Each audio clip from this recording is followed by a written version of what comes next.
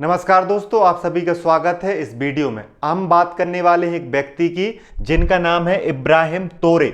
ये हीरो हैं या तानाशाह हैं? हीरो हैं तो क्यों हैं और तानाशाह हैं तो क्यों हैं?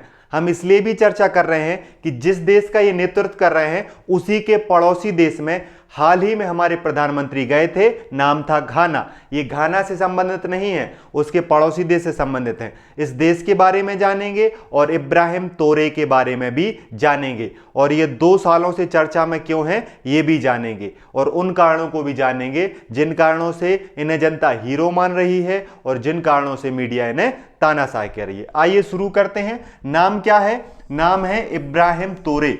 आपको ये जो चित्र दिख रहा है, नाम क्या है? इब्राहिम तोरे।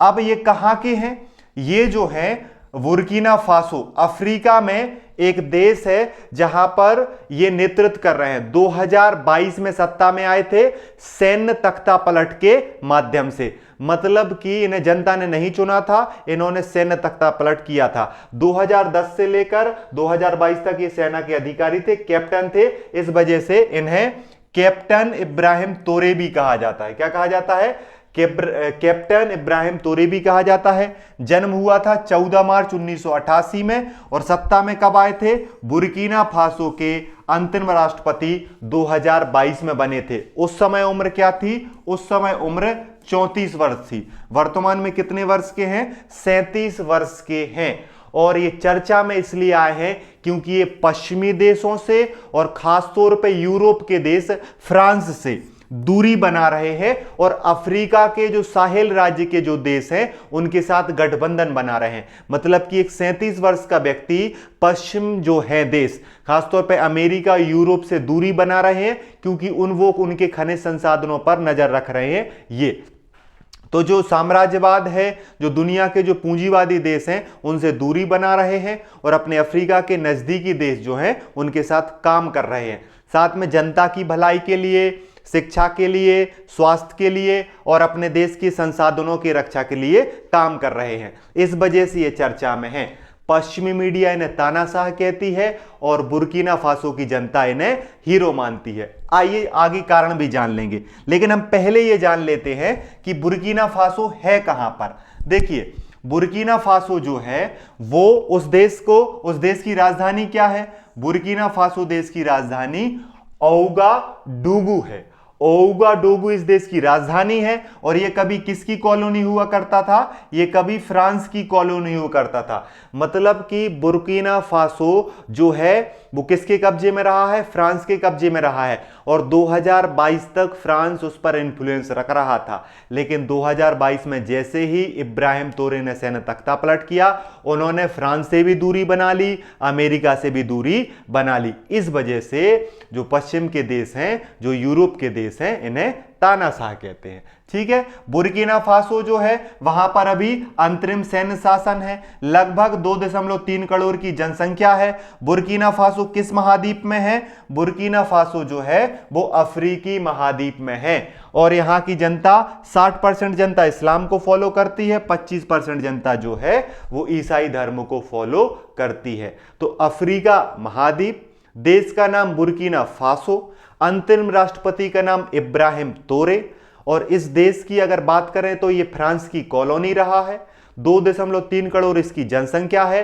राजधानी का नाम क्या है? ओउगाडुगु। ओउगाडुगु जो है बुर्किना फासो की राजधानी है। आइए इसको मैप में देख लेते। देखिए, मैप में अगर आप देखें तो ये आपको दिख रहा है अफ्रीका महाद्वीप। जब अफ्रीका महाद्वीप के पश्चिम वाले रीजन में आएंगे, किस वाले रीजन में आएंगे? पश्चिम। तो पश्चिम वाले रीजन में आपको देखने को मिलेगा बुर्किना फासो। कौन सा देश देखने को मिलेगा? Burkina Faso. और उसी के जस्ट नीचे है घाना। घाना देश में भी प्रधानमंत्री मोदी गए भी थे। अगर बुर्किना फासो की बात करें तो बुर्किना फासो की बॉर्डर माली, नाइजर, बेनिन, टोगो, घाना और कोट डी ओआर से लगती है। देखिए, माली से लग रही है ना, कोट डी आर से लग रही है, घाना से लग रही है, बेना से लग रही है, साथ में नाइजर से लग रही है। साथ में किससे लग रही है? नाइजीरिया से नहीं, नाइजर से ये बॉर्डर लग रही है। तो ये उसके क्या है, पड़ोसी देश है। तो अफ्रीका में स्थित है। याद रखना इसकी कोई समुद्र से बॉर्डर नहीं लगती, लेकिन यहां पर संसाधन बहुत हैं जिनका प्रयोग फ्रांस करना चाहता है, अमेरिका करना चाहता है, और उसकी रक्षा कौन कर रहा है, इब्राहिम तोरे। कितने वर्ष, 37 वर्ष के हैं। अब इन्हें कुछ लोग जो हैं वो विलन मानते हैं। तो विलन देखो, तानाशाह मानने वाले क्या कह रहे हैं कि ताकत सैन्य बल पर सत्ता प्राप्त की है, इस वजह से तानाशाह है। मीडिया पे नियंत्रण है, इस वजह से तानाशाह है। मीडिया को आलोचना नहीं करने देते, इस वजह से तानाशाह है। अपने सहयोगी या विरोधियों को क्या कर देते हैं, हटा देते हैं। खासतौर पे जो इनके विरोधी हैं उनको हटा देते हैं। मानवाधिकारों का और अंतर्राष्ट्रीय मीडिया में इनकी आलोचना हो रही है। ऐसा बोला जा रहा है कि ये मानवाधिकारों का उल्लंघन करते हैं, लेकिन इसके उलट इनकी हीरो की छवि क्यों है। तो देखिए, जो बुर्किना फासो के युवा हैं उन्हें उम्मीद है, ये क्रांतिकारी बदलाव ला रहे हैं। बुर्किना फासो में इब्राहिम तोरे के द्वारा शिक्षा के क्षेत्र में, स्वास्थ्य के क्षेत्र में, आत्मनिर्भरता के क्षेत्र में बहुत ज्यादा काम किया जा रहा है।